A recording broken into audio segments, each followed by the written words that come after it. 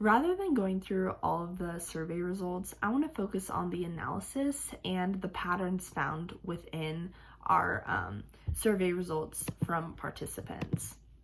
So overall, our survey results did support our claim that the influence of social media has an impact on the mental health of college students.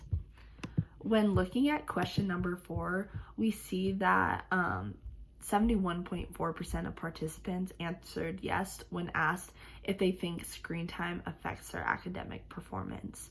Now, the remaining 28.6% answered no. However, when moving on to question number 5, we see a pattern in answers where 71.4% of students again answered yes to if they're easily distracted. However, that remaining 28.6% answered sometimes. Now, the sometimes I want you to keep in mind because that's important for our analysis. Continuing to question number 6, we see a different pattern begin where 57.1% of participants answered sometimes to when asked, do you struggle with feelings of feeling motivated to complete coursework?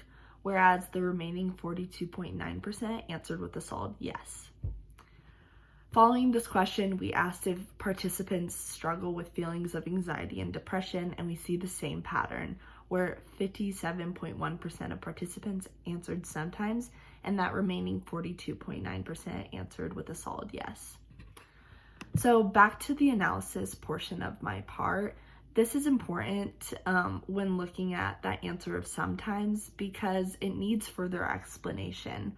We should have then gone back and had follow-up question as to why they answered sometimes, because overall, how mental health is affected, especially when in relation to social media, this can differ between participants, whether that means their meaning of mental health is different or the ways in which it's affected are different.